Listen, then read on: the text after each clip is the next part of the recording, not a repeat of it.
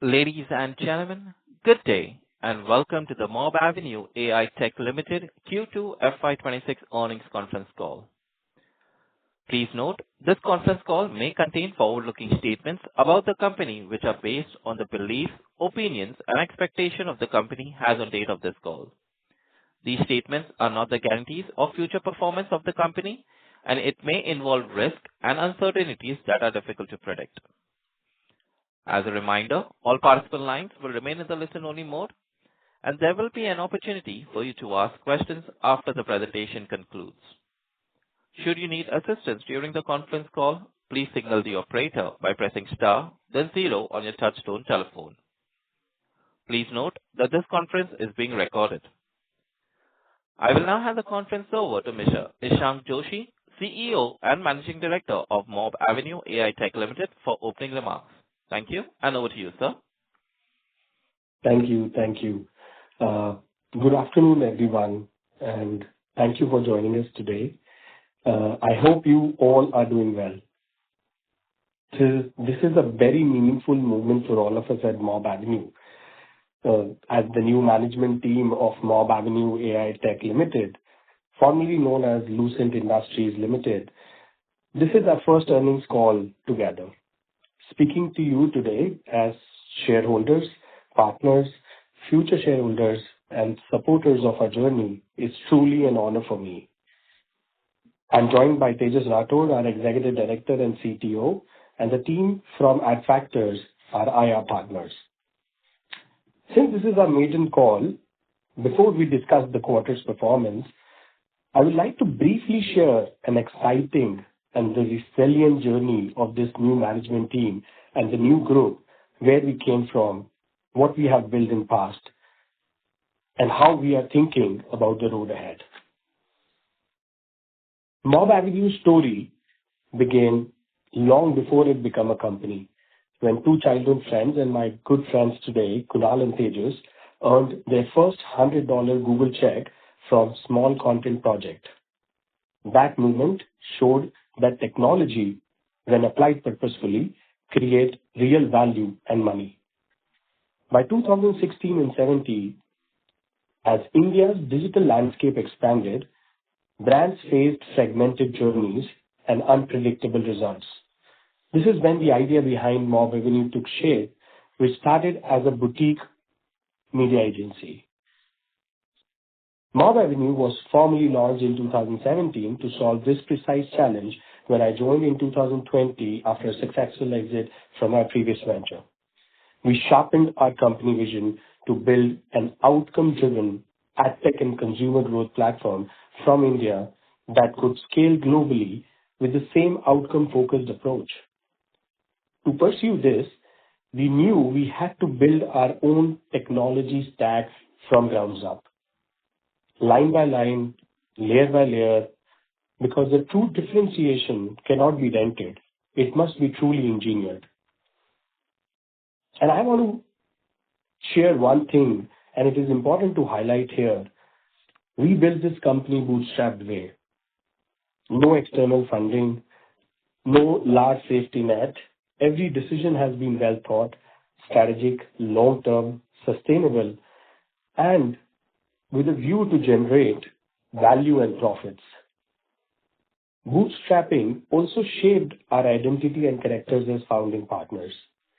We became a company that learns fast, adapts fast, builds technology faster, that must prove and improve itself every single day. Over the years, we have served more than 150 clients, executed thousands of campaigns, and developed multi-platforms designed to help brands achieve measurable outcomes. In terms of our recent merger rounds previously, I'm glad to share with all of you that now Mobavenue Media is fully integrated into Mobavenue AITech Ltd. Our combined strengths shall operate as a unified and one organization. We transformed and rebuilt the group structure over the last 12 months to reflect who we are truly today and position us to better for the future. We are now a digital-first technology group building AI-powered tech platforms that accelerate digital growth for businesses with outcome-focused ecosystem. At the core of our innovation is our A3 framework. We call it as A3 framework, which consists of awareness, acquisition, and activation, built to accelerate brand performance, enhance customer engagement, and unlock long-term sustainable growth. We will continue to improve our platform ecosystem and evaluate adjacent business segments such as MarTech and monetization tool for businesses. This transition towards an AI native company is a positive change, shapes an exciting future ahead for all of us. It laid a new foundation and shall change the scale at which we operate, the ambition with which we build, and the accountability as a listed entity. Becoming Mobavenue AITech Ltd is not just a new name for us. It's a declaration that our next chapter is about building deep tech, global expansion, and create long-term value through our AI-powered applications that solve digital growth for businesses globally. Up to this point, I have spoken about our foundational journey and our recent transformational journey into Mobavenue AITech Ltd. I would like to now focus on two key pillars: our multi-technology platforms as business and our revenue model. Our technology ecosystem consists of our core media buying engine, data systems, and machine learning layer. A multi-platform stack, including OrbitX, PrismX, SearchX, DiscoverX, AmplifyX, and ResearchX, works seamlessly to deliver outcomes aligned to our core A3 framework of awareness, acquisition, and activation. At the center of this system is our AI-powered decision layer, designed to analyze signals and help brands reach relevant and intent-driven consumers efficiently for 24/7, 365 days. What makes it even more special is its speed.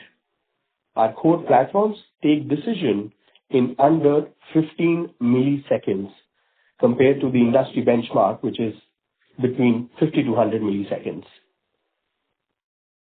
We don't charge for media spends, fees, or impressions. We follow an outcome-based revenue approach. We charge only when a real defined user action takes place, such as an install, a lead submission, registration, add to cart, transaction, purchase, subscription, a verified view, or a repeat orders. Our revenue metrics is equals to number of outcomes that we generate using our platforms multiplied by revenue per outcome. We call it as RPO.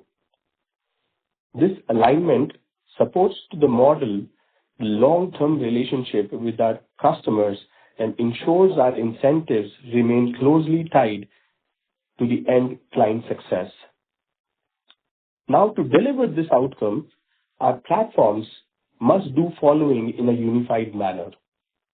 Number one is to identify relevant and high intent users and cohorts for our customers. Number two, estimate conversion likelihood using machine learning platform that we have built. Third is to re-engage any drop-offs when required or if required. And in the last, encourage the repeat usage wherever it is relevant. Now, this alignment creates three massive and long-term advantages. Client outcomes for us is equals to our success. This is the first and primary most alignment that we always look forward to. The second is high stickiness and long-term relationships, because brand scale once they see predictable outcomes from our various multi-platforms. And in the last, and which is very critical, higher margins than pure commission-led models because our model is built on automation and not manual operations. This outcome-led model shall become the backbone of our present revenue model. Today, this engine powers billions of ad impressions every month, and we drive millions of outcomes for brands. This outcome-led model and platform engine are now integrated fully and shall contribute to more than 90% of our revenue. The remaining 10% of our revenue comes from non-outcome based model, that is growth and performance marketing services to businesses, which we are steadily transitioning into outcome-led offerings too, as well as in the coming quarters. I will pause for a moment to share my gratitude. Mobavenue was built step by step, campaign by campaign, platform by platform, and outcome by outcome.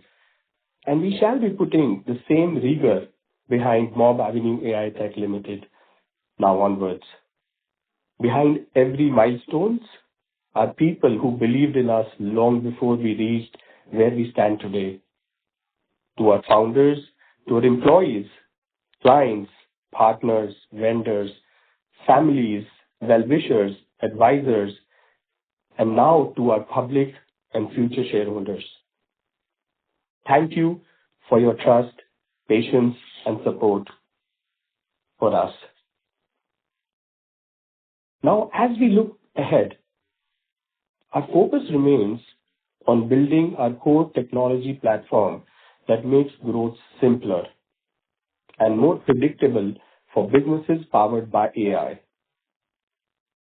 We shall continue to strengthen our presence in India, which is our domestic market, and explore opportunities in international markets for expansion. We will continue improving our platform ecosystem by building new platforms and also evaluating adjacent areas such as MarTech and monetization tools as segments. We remain open to partnerships or acquisitions that align with our long-term approach and our good vision. Our guiding principle is very clear. Technology should make things easier and faster for businesses to grow digitally. In the end, I want to close by saying we started as a small team with a simple belief that advertising should deliver real outcomes, not just impressions. Today, that belief continues to guide us as we expand thoughtfully and responsibly. We will continue to operate with discipline, transparency, long-term thinking, and a focus on sustainable and profitable growth, which has become the value system for us over last years when we started. With that, I would like to hand it over to Tejas Rathore, who will take you through the financial and operational highlights for the quarter.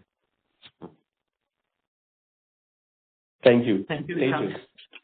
Thank you, Ishant, for the brief. Good day, everyone, and thank you for joining us for our maiden earnings call. I'm pleased to report that this has been another strong and disciplined quarter for us, driven by focused execution, improved operating leverage, and the continued scaling of our AI-powered advertising and consumer-grade platforms. Revenue from operations for Q2 FY26 stood at 54 crore 32 lakhs, reflecting a 17% sequential growth over quarter one. EBITDA for the quarter came in at 11 crore 04 lakhs, representing 26% quarter-on-quarter increase. Our EBITDA margin expanded to 20.32%. Profit after tax for quarter two was 7 crore 31 lakhs, up 22% from quarter one. PAT margin stood at 13.45%. For the first half year of FY26, revenue stood at 100 crore 73 lakhs, EBITDA stood at 19 crore 77 lakhs, EBITDA margins approximately at 19.6%.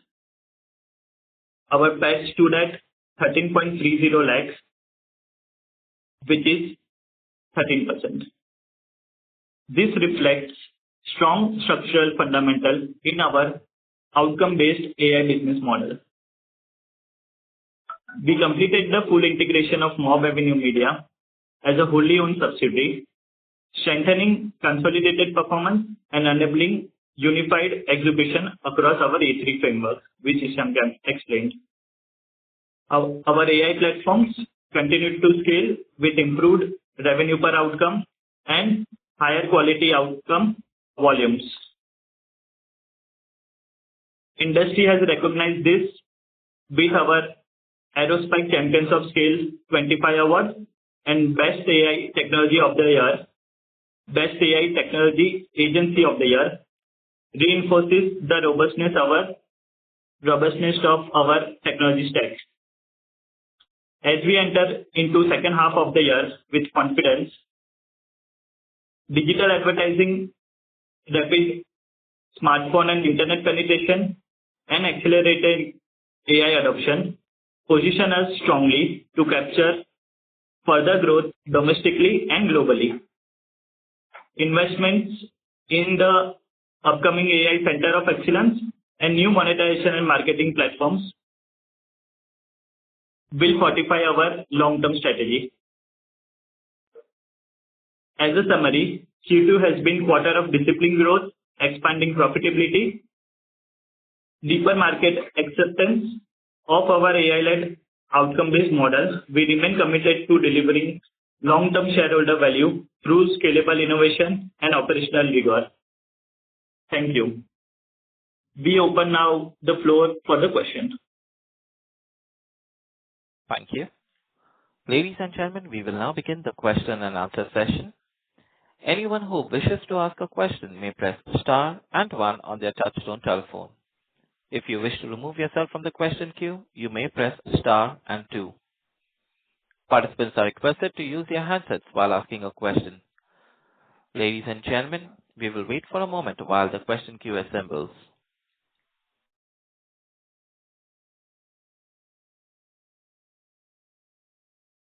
Ladies and gentlemen, if you wish to ask a question, please press star and one.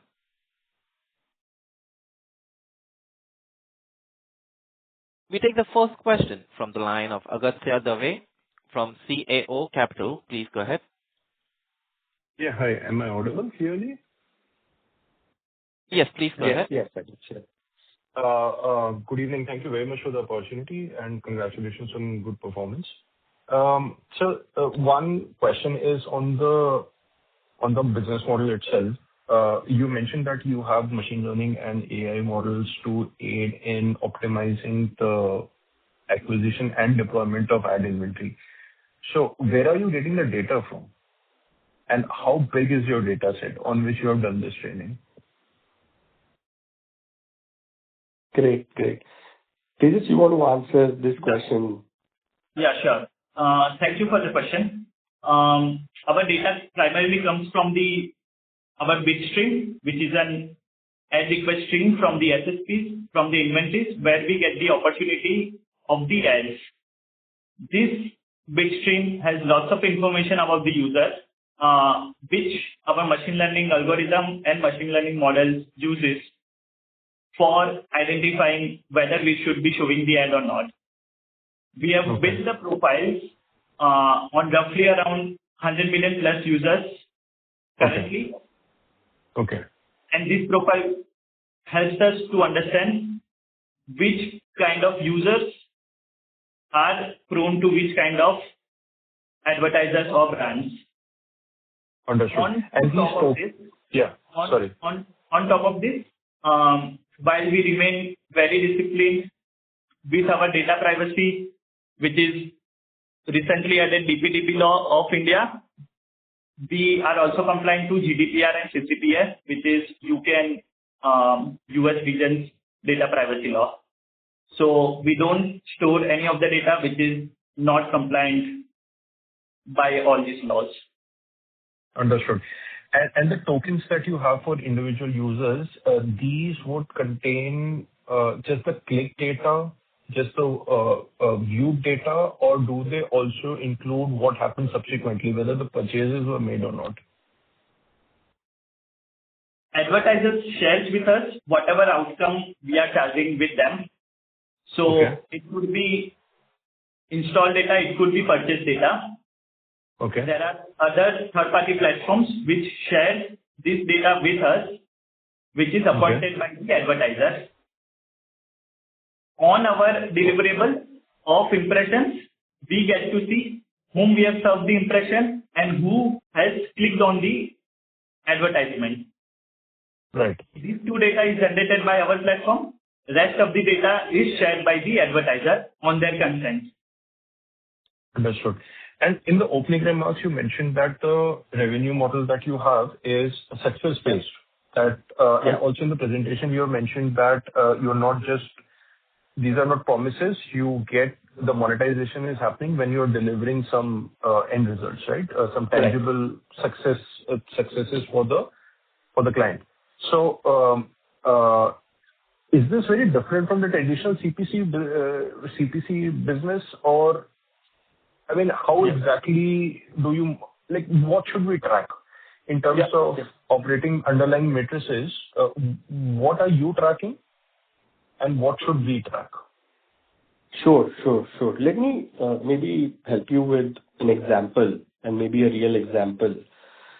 Let's say a fintech brand wants to acquire new users who will not only download the app, but also complete their KYC and make their first investment or take a loan. Now, this fintech brand don't pay us just on impressions. Likewise, some of the agencies charge on impressions, or maybe they will charge on media buying fees. They don't also pay us just on clicks. They pay us only when the user completes the agreed action. Now, to make this happen, one of our platforms, SearchX, identifies the high intent users. The second important thing is the AI layer that we have built, which analyzes, which Tejas, was mentioning. It analyzes billions of signals to predict which user will convert the most for the end advertiser, right? Our platforms such as DiscoverX and ResearchX re-engage users as may they drop off during the journey in their app, or doing a journey in the app, which is maybe completing the KYC or, going towards an investment as a first transaction or maybe as a loan. Now, since we have built a unified system, the system reallocates the budgets within milliseconds based on probability of the conversion. And hence we earn when the brand gets an exact outcome, which we decide in the early engagement with the brand. And that's where we track the conversions, more than conversions, the outcomes. So one of the key metrics that we track is how many outcomes we are able to generate for the same set of brands, and what will be the value of that outcome. Did that answer the question? To some extent, but what if there is no positive outcome and it's just all you have managed to do is generate a click? In that case, do you get paid? So in some cases where where the brand has decided that they will pay us on a click or a view, and this is verified view specifically for large screen or CTV or OTT streaming as a platform, that's where we will also be paid. And we call it under awareness campaigns, because the purpose there is to showcase the ad to the relevant and high intent users and bring them to their website or a mobile website or a desktop website or a mobile app. Okay. May I ask one more question, or should I go back in the queue? Sure. I have other questions as well. Okay. Thank you. Traditionally, the businesses which were listed like even 10 years back, which had the similar business model, but not exactly yours, obviously, uh, uh, they had one pain point, which was the receivables. Receivables used to, they used to start at 60, 70 days, and then it used to bloat to 180 days and then go beyond 200 days. So how Right. are you addressing that challenge? What would be your long-term capital requirements? As of now, with the limited financial information that I have, which is just this one balance sheet, which has come out in this Right. H1 results, and the P&L that I have for 2 quarters, it looks as of now asset light. But do you expect it to remain like this, or do you expect those 150, 200-day receivable cycles to hit you sooner or later? And in terms of your growth, your targets going forward, what do you have in mind, and what kind of investments would you require to fund that, to fuel that growth? Got it. Great questions, by the way, and let me break down, with our approach over years, right? So, previous the history, the way the advertising used to work was largely on the basis of a fee is being generated on the media business, right? For most of the Right. agencies, right? Which over Right. years have now been changed, where even media agencies have to focus on, outcomes at some stage, right? Which is Right. ROAS. And that's where, our platform not only helps both the brands as well as the media agencies out there. Because media agencies largely cater to the brands, not to the platforms. They don't have built platforms over a period of time or technology over a period of time. We will always be an asset-light model, and, because what we understand is this outcome-led model creates very less friction for the end brand and, help us to scale not only in India, but beyond India, which is into global markets, which is developed markets and developing markets too. So, this is a critical aspect for us, and we have done that over years. So we will continue to follow this revenue model, and keep it very, very asset light. As Okay. compared to trade receivables are concerned, mostly the media agencies, because they work on media and commissions, their tables are, very large, which sometimes they give it as a service to most of the, brands, because they can give more credit to their brands. For us, we provide a limited amount of credits, which ranges from, an enterprise customer between 45 to 60 days, and some of the media agencies, we provide them 80 to 90 days of credit system. So, and, our trade receivables are more faster, because we are working on outcome. Okay. And the brands understand that, because we are not charging them fixed fees or a retention or a fees on their media budgets.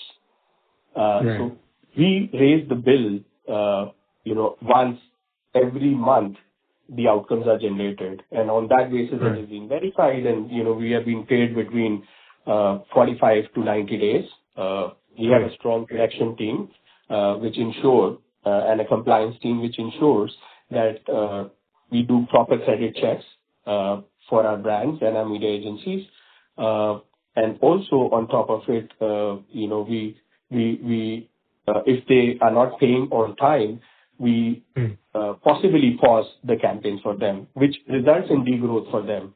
So it's a loop where they are dependent on platforms which generate outcomes. And since we've been getting money on an outcome, they clear our payments as a topmost priority versus any creative-led agency or a media-led agencies. Great. Any comment on what are your growth targets? I would And then request you to please join the queue. I'll go back in the queue. Yeah, sure. Thank you. Thank you. We take the next question from the line of Parth Patel from Patel Investment. Please go ahead. Good evening, sir. Am I audible? Yes, please go Yes, ahead. Parth. Yeah. Thank you so much for the opportunity and congratulations on the good set of numbers. Had a couple of questions. So the first one is that if you look at the revenue, it has increased 5 times quarter-on-quarter and over 10 times year-on-year, which makes me very happy as an investor. But if you look at the profit margins, be it operating margin or the net profit margin, it has been a little volatile. So I just wanted to know what are the sustainable margins that we are looking at, and what is the quarter-on-quarter revenue that we'll be able to sustain? Great question, Parth. One of the most important things that we look at, as building a technology platform is investing back into our technology platform. Over last few years, we have tremendously invested on our machine learning platform, and now we continue to invest on the AI workbench that we are building, which really helps us to improve the outcomes for our brands over the next few quarters and the coming years. So that is an important investment that we continue to do because we follow an asset-light model at our end. This is a critical aspect for us to invest back into our technology. Comparatively to the EBITDA margins and the PAT margins that you're talking about, I think for us as a guiding principle, we follow a rule of 40 at our end, which is, we should grow beyond 20%. And I'll give you some logic behind it. Your EBITDA margin should be between 20, and your PAT margins, we continue to put it across above 13%. The industry is growing. The global industry, which is digital advertising, is growing by 14%. The India as a domestic company, India as a domestic country is growing by 19%, and we believe with our platform-led approach and outcome-driven model, we will be growing, more than 30%. So as a rule of 40, we follow the rule of 50, wherein 20% EBITDA margins and 30% growth, which really caters to the underlying principle of, our asset-light model. Got it, sir. Does that answer your question? Yes. That does answer my question. My second question is on the basis of clientele. So do we have what is the split between the contractual clients and one-off clients which have contributed to such revenues, and do we have any client concentration per se? I mean, most of our clients and customers are contract-based. We follow a TDS agreement-based engagement with them. Most of them are, on the outcome-based model. As I said, 90% of our revenue today will be driven by that as an underlying journey for us. And some of them would be on a managed services where, we help them with the growth and marketing as a service and provide a service-led approach to them. Got it. And talking about the verticals that are coming up next, be it monetization or MarTech or OEM DSPs, which of these do you think is going to contribute majorly to the next year, FY27? And what are the margins? What margins are we looking at? Is it in the similar level of 13-14% PAT? Great question. There are two business segments that we are, also adjacent to catering towards is MarTech and monetization tools. And these are new segments that we look forward as we see, as an opportunity to kind of grow in this segment. But having said that, as told, our core focus will be to expand to global regions, using our GCC-led approach, which is global expansion, where our capability and technology center as well as our operation centers remains in India, but our teams, which is regional specific and account management, is based out of the region specific as we scale in those regions. And this helps us to maintain a sustainable EBITDA margins as well as the profit margins. We always look towards to improve the EBITDA margins and profit margins, but as I said, we are very focused in continue to build our technology platforms as a long-term approach. So we will continue to invest back into our technology so that we have a very long-term view of our business model. Got it. So that answers my questions for now. I'll join in the queue again. Thank you so much for taking my questions, and I wish you all the best. Thank you. Thank you. We take the next question from the line of Nimish Pandya, who is an individual investor. Please go ahead. Hello. Am I audible? Yes. Nimish. So, sir, I have a couple of questions. So, my first question is, sir, within your base of 100 plus global brands, what proportion of Q2 revenue come from your top 5 clients? Additionally, is client concentration improving as the platform continues to scale?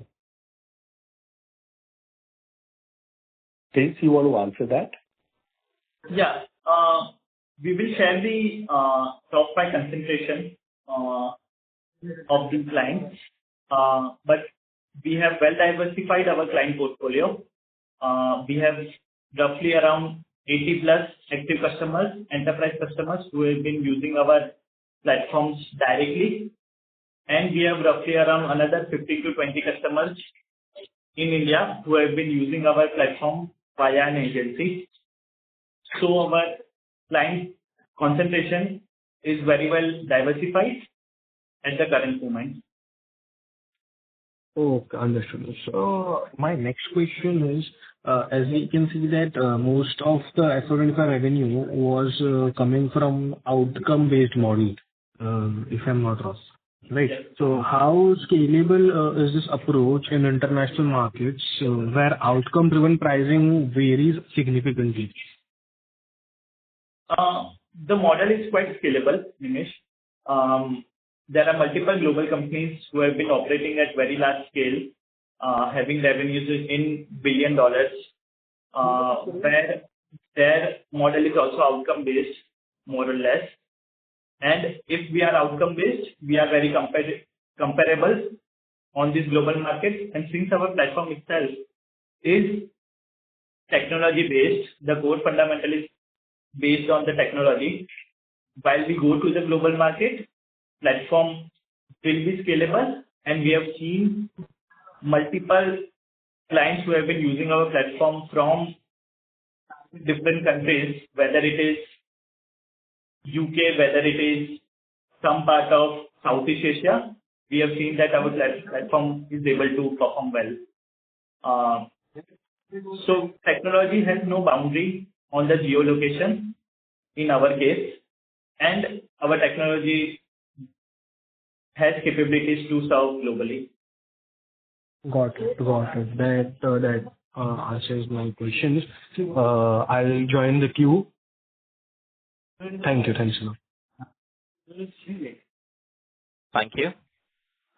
Ladies and gentlemen, if you wish to ask a question, please press star and 1. We take the next question from the line of Agastya Dave from CAO Capital. Please go ahead. Thank you very much for allowing me to follow up. So another thing that I remember from similar companies in US and in India is that the realization used to be under pressure every year. There was some sort of a decay in per unit realization for the companies like you. So what are the trends that you see in your business? Is there any kind of pricing pressure which you experience every year? Do the clients come back again and again to renegotiate on the rates that you are charging? Great question again. I mean, when you are in an outcome-led model and not a simply platform usage fees model, the more the brands spend on us, and we generate more and more outcomes, of course, we have a operating leverage, with the brand. Now, some of the large brands do come back, as we decide the annual budgeting with them, wherein, we define very less amount of, a very less amount of discount which will be applicable to them. But, on a larger basis, what we always tell them is, since we are generating outcomes for your businesses, we shall not be discounted at large scale. And so we try to maintain that, margins, with them, and, we continue to kind of scale from there. As compared to, the global markets are concerned, they are more focused towards, outcomes as well as ROAS. So if the outcomes that we generate, which is, we are generating them high intent customers, they can check the long lifetime value of the customer or the average revenue per user of the customer. If it is matching to their expectations, they will continue to pay us, higher fees because, we are generating them better customers as compared to platforms which generate large amount of customers, but the lifetime value or the average revenue per user is lesser for them.